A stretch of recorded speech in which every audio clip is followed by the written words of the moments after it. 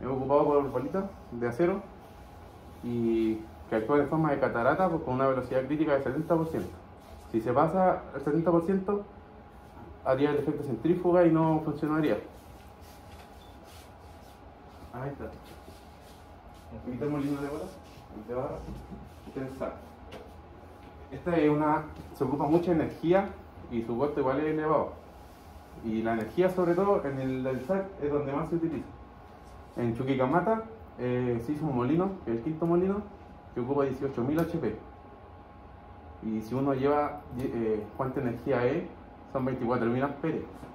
Una casa común ocupa 16 amperes. Entonces, como ocupa todo Machalí, la energía de todo Machalí, es mucho. Ah, eso es lo que explicó recién. Sí. Además que la etapa de molienda, los medios de molienda son bolas de acero esféricas que son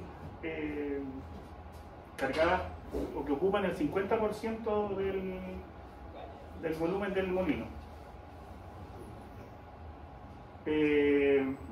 Y su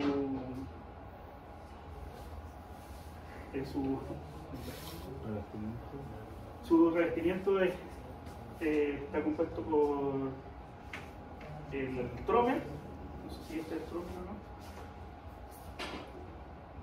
que donde se descarga el mineral, ¿ya? Sacando un mineral de 1 a 3 pulgadas. Movimiento de descarga. Y claro. Y que ese mineral pasa una remolienda a los marcadores de pelo. Y como para agregar a lo que está diciendo el David, estos molinos de bolas, que específicamente los molinos están revestidos con paredes al cromo, como acero al cromo manganeso, que es lo que los hace un poco más resistentes, y normalmente las dimensiones interiores del molino de bolas van desde los 16 por 24 pies más o menos, que es lo que equivale como en términos de metro a 4,9 metros de diámetro. En el caso del molino de bolas, bueno, nosotros acá con nuestro molino de laboratorio lo ocupamos al 50%, pero así como o por lo menos de acuerdo a los estudios que hicimos, el molino de bolas ocupa hasta como un 35% de su capacidad, porque más de eso dificultaría como todo el proceso de molienda que conocemos. Eso, te voy a dar la diapositiva de la velocidad de rotación. Acá está la velocidad de rotación, que es la que hablé. En el momento de catarata, acá sí tiene el funcionamiento que corresponde.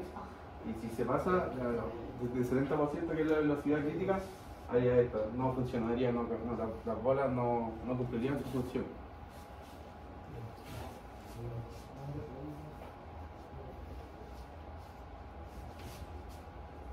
Esta es la fórmula para determinar la velocidad crítica. Bueno, esa fórmula está determinada, está en unidad Está en pulgadas. De pie, claro, pulgada.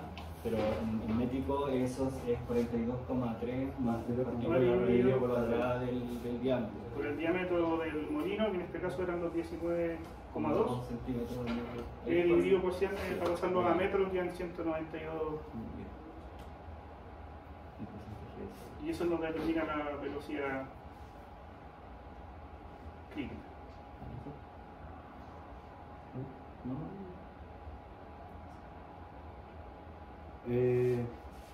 Bueno, se acostumbra a trabajar con la densidad lo más alta que sea posible, porque para que se pueda tener una buena viscosidad y no sea tan acuoso. Normalmente se opera entre 65 o 75% de...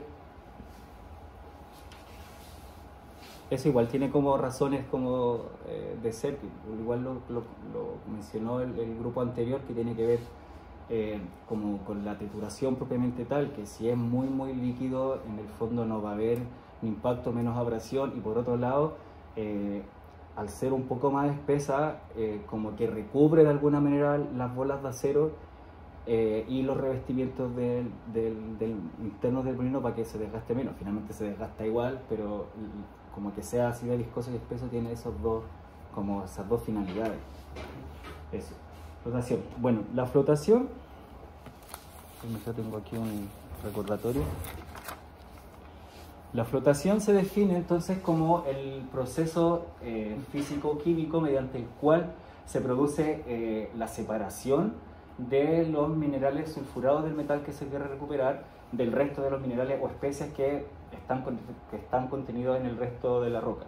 Entonces, básicamente es una técnica de concentración que trabaja con minerales húmedos, no secos, húmedos, el cual se aprovecha de las propiedades físico-químicas de la superficie de las partículas del mineral para poder hacer esta selección.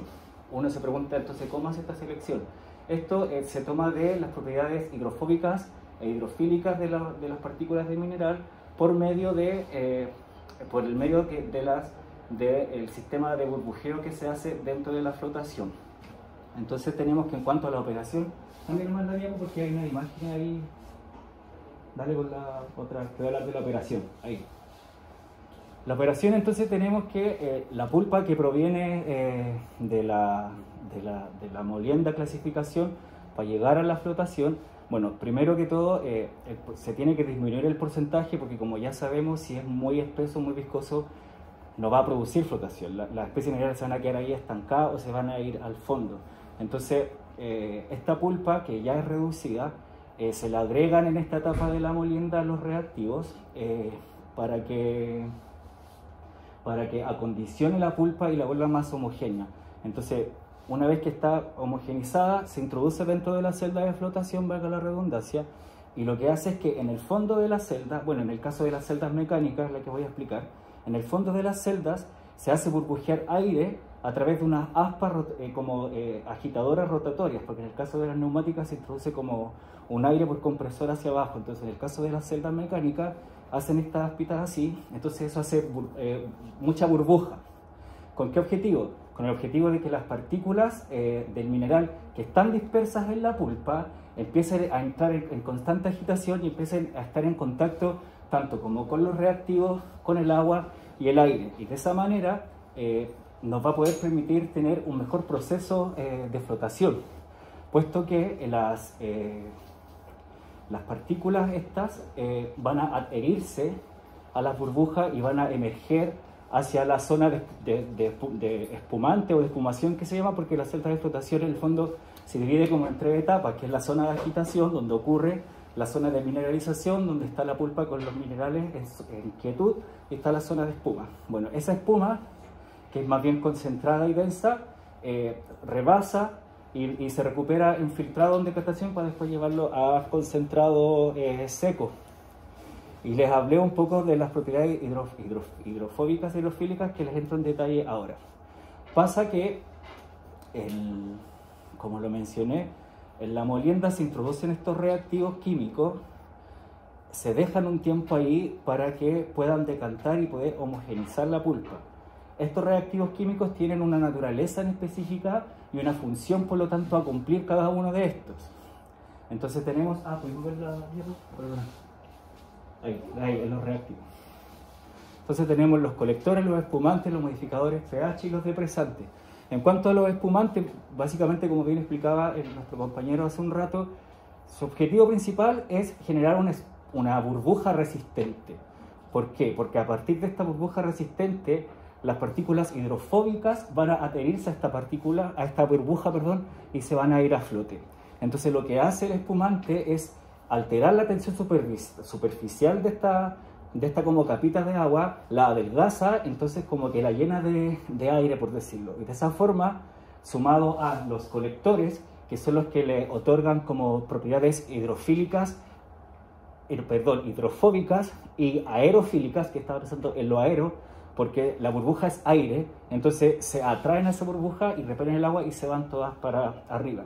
Entonces, en esa como yo lo llamo como una alquimia. En esa alquimia que ocurre es que se rescatan estas partículas de mineral. Por otro lado están los depresantes, que hacen como el ejercicio inverso en el fondo, que si hay ciertos minerales que no queremos rescatar, lo que hacen los depresantes es llevárselos como al fondo para poder nosotros quedarnos con nuestro mineral de interés. Y por último están los modificadores pH, que son los que estabilizan un poco la acidez de la pulpa, de manera que el proceso de flotación ocurra en un ambiente adecuado. Eso. Dame la siguiente, por favor. Las fases, el proceso de flotación se compone, para mí es un fenómeno trifásico porque hay 3 fases que lo componen que son súper importantes, que sin esto simplemente no ocurriría, que son la fase líquida, la gaseosa y la fase líquida, gaseosa y la sólida. La sólida, como deducirán, está compuesta por el mineral que estamos trabajando, ¿verdad? La líquida tiene que ver con el agua donde está depositado este mineral, la pulpa, en fin. Y la gaseosa tiene que ver con el gas, en este caso el aire, que es lo que mayormente se ocupa para hacer el sistema de burbujeo.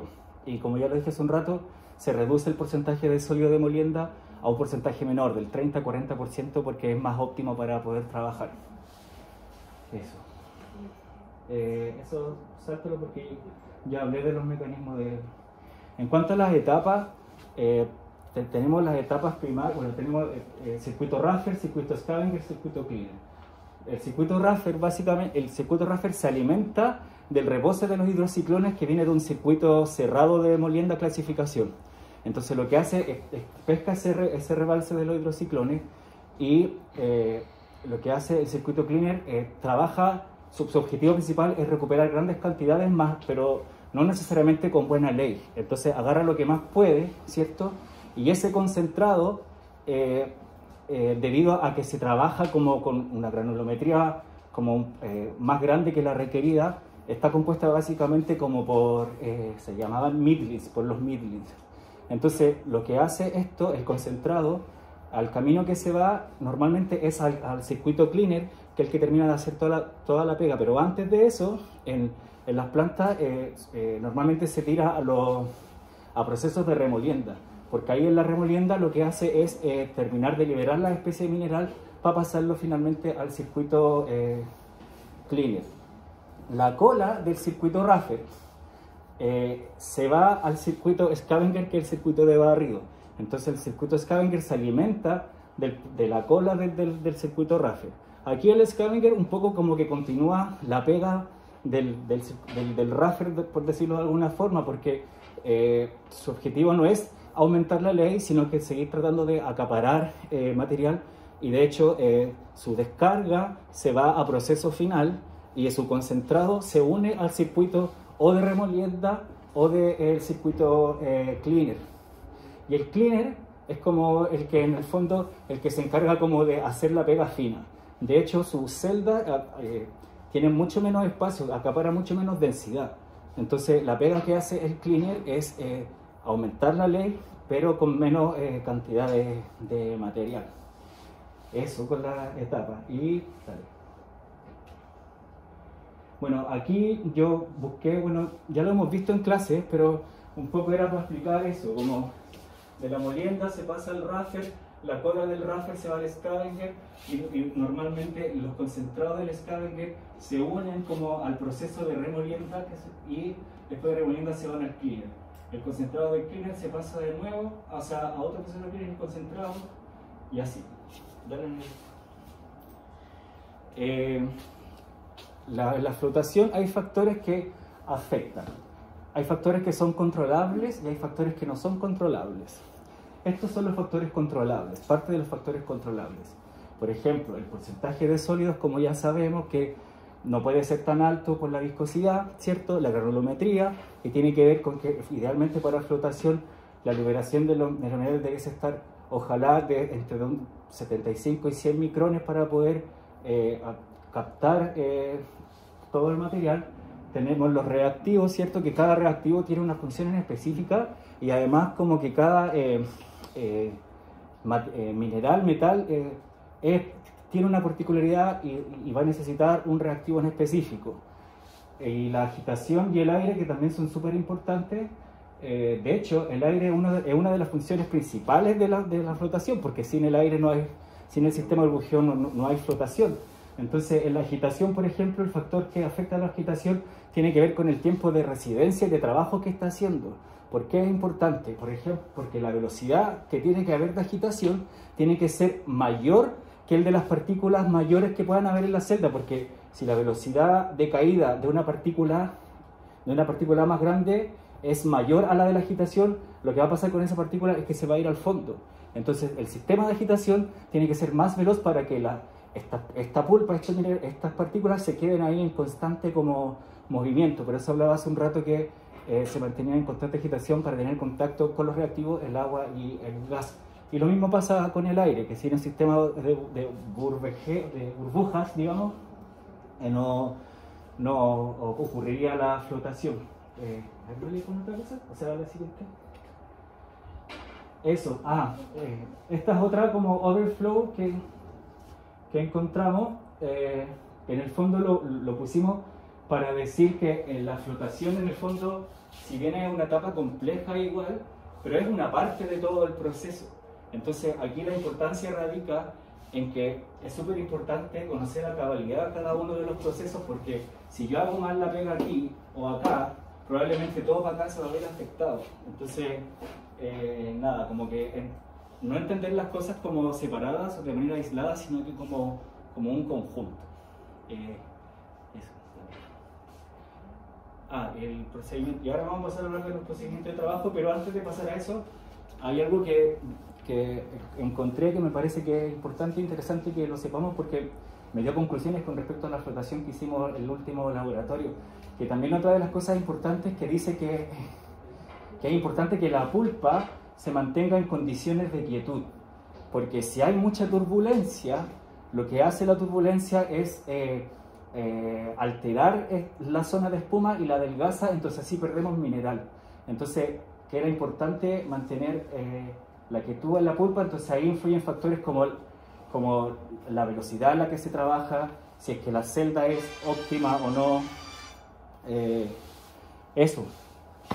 Del procedimiento de trabajo, no sé si lo bueno, en cuanto al procedimiento de trabajo que vimos en los talleres,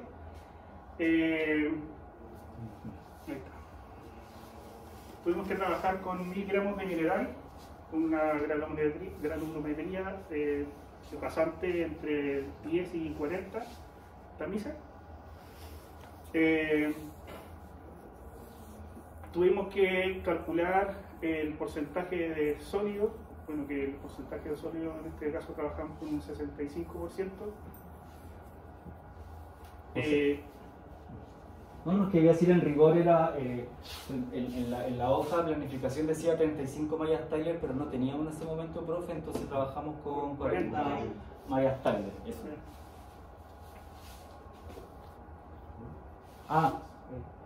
Vale. Bueno, en el primer laboratorio eso, pues se trabajó con 1000 gramos de mineral, se trabajó con la cal. El objetivo principal de este primer laboratorio de molienda era determinar el diámetro del molino. ¿Para qué? Para calcular la velocidad crítica y por lo tanto la velocidad de trabajo y determinar el porcentaje de agua que íbamos a necesitar. Eso. Bueno, estas son las fórmulas que ya todos vimos. Bueno, para calcular la velocidad crítica hay una fórmula que se divide en 42.3 metros en este caso por el diámetro del molino, en este caso fueron 192 en metros.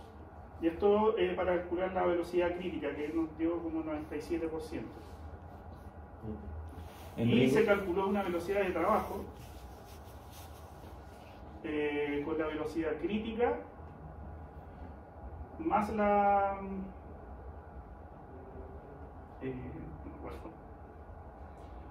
La velocidad depende del tamaño del molino. Ya, pero yo te comprometo mientras te acordáis. Estas son las fórmulas, pero yo ya sé que todos se las saben, que la velocidad crítica es 42,3 partido por la raíz del diámetro. Vale decir que la velocidad crítica no es una constante porque va a depender del diámetro de cada molino, ¿verdad? Después tenemos los porcentajes de sólido, que cómo se calculaba el porcentaje de sólido y el volumen del agua. El porcentaje de sólido básicamente es la masa del mineral, es el mineral partido por la masa de la pulpa, que la masa de la pulpa es la pulpa más la masa del agua, todo eso partido por 100.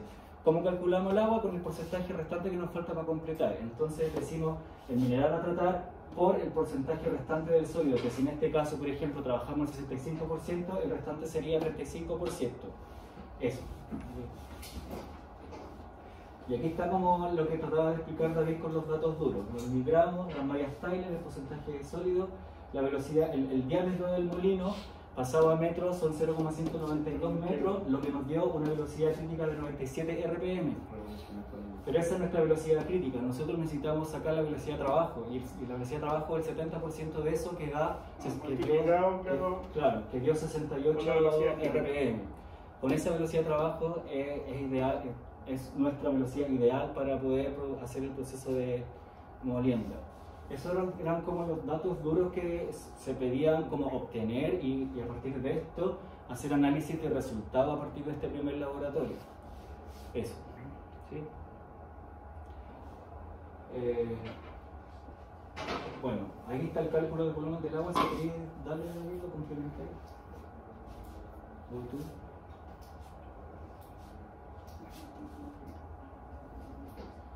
El volumen del agua se calcula con los gramos de los miligramos más por el 35% dividido por el 65%.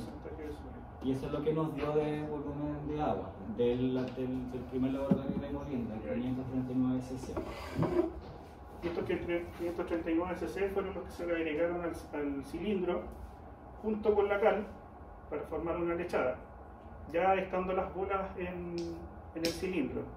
Fueron el 50% del volumen del cilindro, que fueron un tercio de bolas de 1 pulgada, un tercio de bolas de 1/4 y un tercio de bolas de 1,5 pulgadas. Después de eso se procedió a llevar los cilindros, los 2 cilindros, a la máquina. De hecho hay un video explicativo un poco del procedimiento que hicimos, si queréis, o lo decís primero y le podemos ver. Este video era con audio, pero el parlante está aquí, entonces va a quedar un poco en mute, va a ser un poco fome, pero... Y lo que se determinó como tiempo fueron 20 minutos y... Bueno, ahí está lo... Ese fue el procedimiento. Escucha la música, no importa.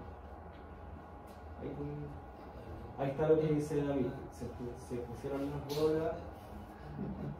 Ahí están todas las bolas, están ingresando alimentación del mineral al molino. Están preparando la lechada.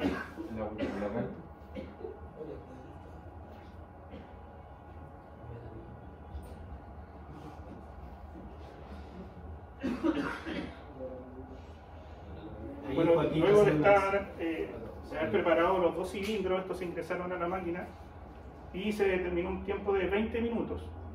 Al cilindro 1, 10 minutos y al cilindro 2, 20 minutos. Y ahí con eso pudimos darnos cuenta también que la molienda que tuvo 10 minutos generó una granulometría mayor, que no estaba adecuada para el siguiente proceso de flotación. No así la del segundo cilindro que tuvo mayor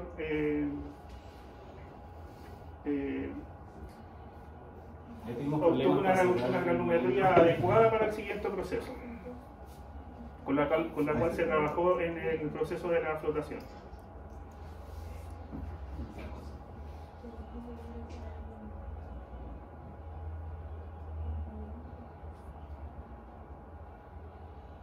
Ahí le está tomándole el peso como y ahí concluye con que lo pusimos en el sistema motriz en conjunto con el otro molino, que es el que trabajó el otro grupo. Nosotros nos tocó trabajar el tiempo óptimo, o sea, nos tocó trabajar un tiempo de 10 minutos. Si fue óptimo o no, como conclusión, no fue un tiempo óptimo, puesto que los minerales no alcanzaron a triturarse lo suficiente. Entonces, después de depositar todo el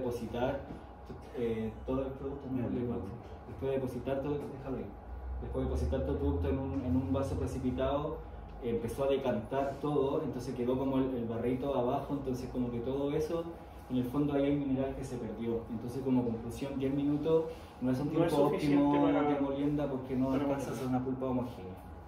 Vale. Ahí está el resultado. Vale.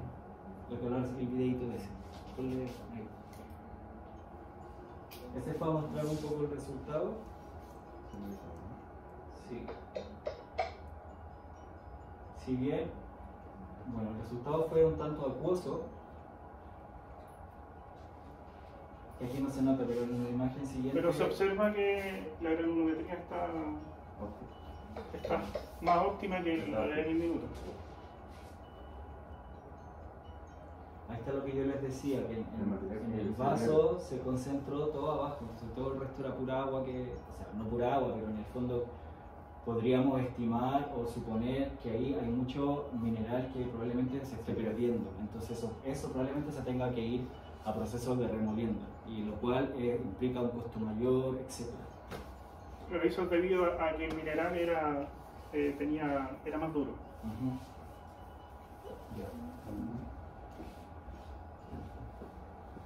Ya. Ahora pasamos al segundo laboratorio, que fue de molienda y flotación. Si queréis Sí. Bueno, en el segundo laboratorio, bueno, fue casi lo mismo que en el primer laboratorio al principio. Claro, solo cambia lo... Solamente que, claro, cambiaron la cantidad de mineral. En este caso fueron 2000 gramos, también pasados por que fue el mismo mineral que se ocupó. Se trabajó también con un porcentaje de sólido del 65%, y con esto se calculó el volumen del agua que ocuparíamos para preparar el mineral, para poder ingresarlo al... Igual eso fue una parte, fue solo por ser la parte de la molienda, porque teníamos que pasar a hacer la flotación y de ahí tuvimos que reducir el porcentaje. Se le aplicaron gotas durante los 10 primeros minutos a una velocidad de 600 RPM, como 20 gotitas de cada reactor. Después de los siguientes 10 minutos, cuando pasó a los 900 RPM, se le pusieron el resto de las gotitas restantes, que eran 10 de cada una, y hacer un total de 30 cada una, que en total hicieron 90. Déjame aquí, en los cálculos. Bueno, en cuanto a los cálculos, tenemos que la masa de mineral eran 2000 gramos, teníamos que trabajar el 65% del porcentaje de sólidos, ¿verdad? Calculamos la masa del agua con esos 2000 gramos de mineral, eso nos dio 1077 cc. Dale con el siguiente. Pero nuestro objetivo final es tratar de disminuir el porcentaje de sólidos. Entonces, ¿qué decimos? Que tenemos el volumen del agua que acabamos de sacar, que son 1077 cc, se le agrega, hicimos un cálculo experimental que el profe sugirió, que este es el volumen de mineral, que son 2500 cc, que básicamente son esos 2000 gramos de mineral que se depositaron sobre los vasos precipitados, y eso como que nos dio 1500 cc. Sumamos esos dos y ese es nuestro volumen de nuestra pulpa con lo que vamos a trabajar en esa molienda, y eso dio 2577 cc. Eso por un lado. Entonces, cuando yo pienso en que tengo que llevar todo esto a flotación, lo que calculo, tengo que calcular la capacidad máxima de la celda, que son 6400 cc. A ese valor yo le resto el volumen de mi pulpa, y eso me dio como resultado 3823 cc. Ahora, cuando yo quiero disminuir el porcentaje, tengo que hacer la misma fórmula. Sacar el cálculo del porcentaje de sólido, que es el mineral dividido por el mineral más el volumen del agua, todo eso multiplicado por 100. La diferencia aquí radica en estos 4900. Estos 4900 son porque de los 3823 cc, que ese es mi nuevo volumen de masa de agua, yo le debo agregar los 1077 cc que ya venía acarreando la molienda. Por eso se suman los 3083 con los 1077 para dar ese valor. Bueno, y en la operación que aparece aquí, que ustedes también ya conocen, nos dio un porcentaje del 29%. Eso en cuanto a los resultados y a los datos duros del laboratorio de molienda y flotación. A ver. Y este es un videito también como del procedimiento de flotación, video... no lo hemos llenado de video. Bueno, aquí una vez que ya se hizo la molienda, el compañero procedió a sacar las bolas del molino, y si se fijan, están depositadas sobre ese balde amarillo. En ese balde amarillo está parte del agua que vamos a ocupar nosotros para la flotación. Esa agua no es un agua que se desecha, es un agua que se ocupa, porque probablemente ahí también tenemos residuos de mineral importantes. Entonces, esa agua no se nos puede perder por ningún motivo.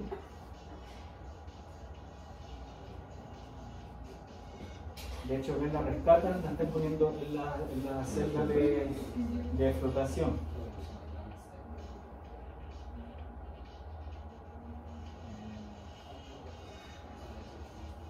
Ahí pasamos a hacer la flotación propiamente tal. Aquí tuvimos problemas para chuntarle a la... para poner las rotatorias. José se vio ahí con problemas para... Y aquí donde se configura la máquina. La tecnología le pusimos ahí.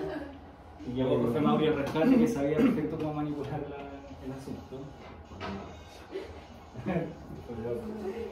A poner orden. Ya, lo logramos. Ahora se le da un tiempo de acondicionamiento de 10 minutos. El profe explica que primero va a 600 RPM, 600 RPM, a 900 para RPM. después comenzar con la flotación a una velocidad de 900 RPM. Claro, de hecho, es bueno eso que tú decís, como después de 10 minutos a 900 RPM corresponde, eso sería la flotación propiamente tal, porque los primeros 10 minutos son más bien de acondicionamiento de los reactivos con la pulpa, con las 30 gotas de Bueno, en el caso de nosotros, que yo estaba en el otro grupo, nosotros al principio no nos salían burbujas. Y ahí nos dimos cuenta, claro, que había que faltaba flujo de aire. Se le aumentó el flujo de aire y pasado más tiempo funcionó y empezaron a aparecer las burbujas. Además de agregarle otros reactivos. Hay turbulencia, quizás también puede que eso, creo que es un factor de que la espuma quizás no... Falta acondicionamiento. Mira, eso yo pensaba en la quietud de la pulpa, que en el fondo nunca pudo estarlo. Tiene un declive, sí, algo más está desgastada, pues, bueno, nosotros también al final del procedimiento cuando retiramos la aspa rotatoria, nos dimos cuenta, claro, que en el fondo de la celda había mucha granulometría grande. Sí. Bueno, esto es lo relativo, y quizás también eso también afectó un poco a lo que fue la flotación. Es importante. Y esto es lo que nos dimos cuenta ahí. Se nos pidió medir el pH de la pulpa antes y después de flotación. Antes el mineral daba en 7, dio efectivamente, y después de flotación nos dio un pH 12. Y esto ya un poco se nos escapa de los estándares porque el rango óptimo es de 7 a 9.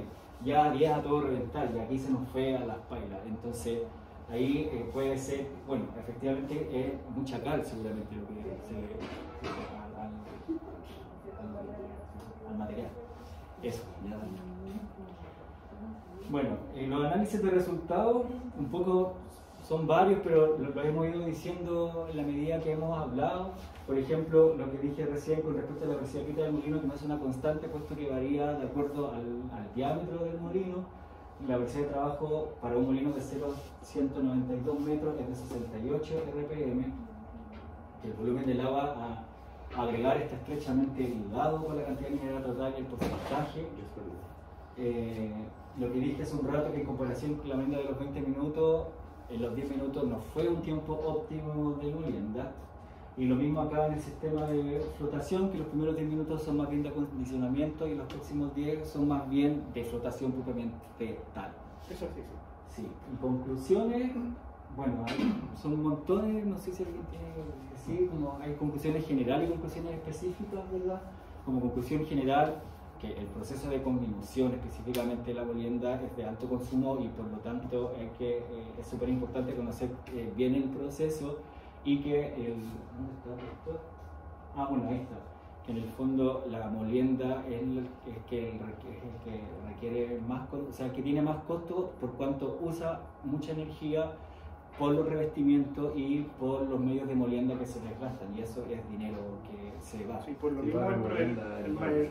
mismo el mineral que ingresa a la celda de flotación debe tener una granulometría correcta para no después pasar ese producto que puede estar grande, pasarlo de nuevo a una remolienda que va a significar un costo, un gasto de energía de nuevo. Sí. Nuevamente. Y otra cosa importante que está aquí, que en el fondo que ahora en la actualidad como que siempre se está constantemente pensando en los rediseños de este proceso de comunicación, especialmente con la molienda, de cómo hacer que esto cueste menos. Por eso se invierte tantas lucas en la molienda. Sí, la innovación. Eso, como que siempre se estaba buscando innovación con respecto al chancado para como un poco equipararse o tener una mejor eficiencia energética. Eso, dale un minuto de tiempo, compañero. Eso es lo... Bueno, hay más conclusiones como la de flotación, el tiempo de residencia es súper importante en una flotación porque los reactivos necesitan tener su tiempo de acondicionamiento. Lo vimos que si hay menos tiempo no se genera la espuma, etc. ¿Qué más? El porcentaje de sólido de la atleta también es importante porque en el caso de la molienda muy espeso funciona, pero en el caso de la flotación no Muy funciona. espeso no funciona muy bien porque genera amortiguación dentro del molino de la cola. En los 10 minutos ya lo comentaba. Aquí, ahí está, lo hicimos con mayor incidencia los costos de operación de la molienda sobre la energía, los revestimientos y los medios de molino. Y bueno, la protección auditiva es muy importante en la molienda porque es muy ruidosa. Eso, que si hay otro día. Eso, gracias, profe, gracias, chiquillos. Consulta de sus Si compañeros. alguien tiene alguna pregunta que hacer, alguna duda. Bastante claro, compañero.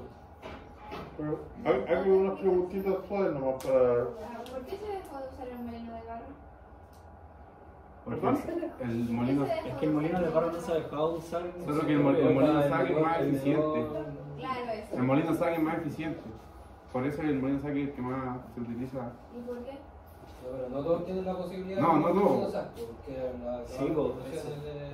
Claro, depende de dónde se esté hablando. Pero la mayoría de las veces el saque es el que más se utiliza más que el molino de barro. La O sea, de barro. cal, la cal, ¿cuándo la tienen? ¿En qué parte del proceso? Al momento de calcular el porcentaje de agua, ¿Dónde la agregan? ¿Dónde la agregan? ¿En qué parte del proceso? se agrega junto con, al calcular el porcentaje de agua, se agrega la cal. O sea, Para luego, se agrega dentro del molino la cal con el agua. no sé, se prepara una lechada, se prepara una lechada primero y se ingresa a la Después se ingresa todo y se hace la mezcla. ¿Por qué se agrega en el molino y no en la celda? Señor Castillo de Flotación. Para que ¿Cómo? se adhiera antes. Porque todos los reactivos necesitan tener un tiempo de residencia en la pulpa acuosa para que ésta se vuelva homogénea, de lo contrario no va a tener el Para su acondicionamiento disolución. apropiado. Ya. ¿Otra pregunta por ahí? ¿Para qué sirve la velocidad crítica? Es para hacer un último trabajo, porque si se pasa la velocidad crítica no va a funcionar. es para determinar el tiempo, la velocidad donde se produce el efecto centrífugo. Claro. De hecho, el proceso de la velocidad crítica es la que no tenemos que ocupar. Por eso necesitamos saberla, para no trabajar con esa. Hay que Para ocupar poder menos de la llegar velocidad crítica. a una velocidad de trabajo. Sacamos el 70% de esa para que sea óptimo, si Ya. no la pulpa y las cucharas van a quedar A pegadas. ver, libre de preguntas, vamos a hacer algunos comentarios. Muy largo, muy extenso, pero bueno, está buenísimo, Solo que tienen que cuidar la extensión no por mí, sino porque se exige estándar 15 a 20 minutos. En general, se funciona así el tema en la YEP y en varios lugares. Pero estuvo extenso, pero como digo, no quiere decir que estuvo malo, al contrario. El lenguaje técnico fue excelente, se manejaron bien, hablaron bien, el tema lo dominan súper bien, no leyeron, o sea, hubo un montón, más encima como que trabajaron también con elementos audiovisuales, que bueno, falló el audio por cosas técnicas, pero ustedes pueden explicar el video fácilmente, entonces se apoyaron de varias cosas positivas.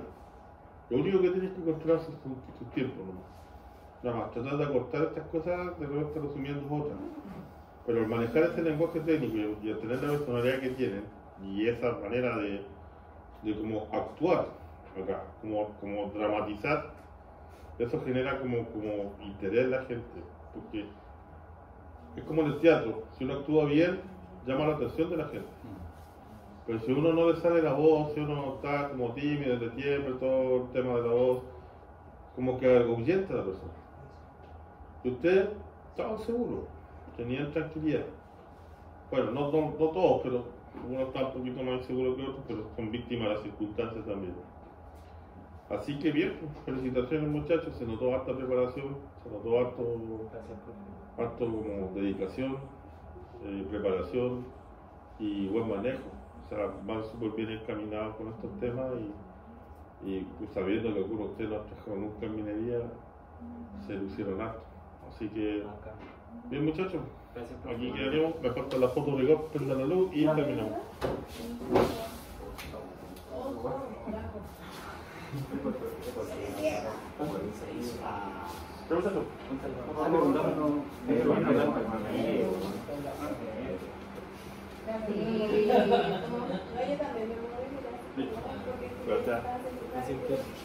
Oiga, le dejo la PPT ahí. ¿Ah? ¿Me puedes mostrarme las fotos de nosotros? Oye, disculpe por el celo tan largo, cabrón. Claro, estoy lento. Nos faltó poder decir.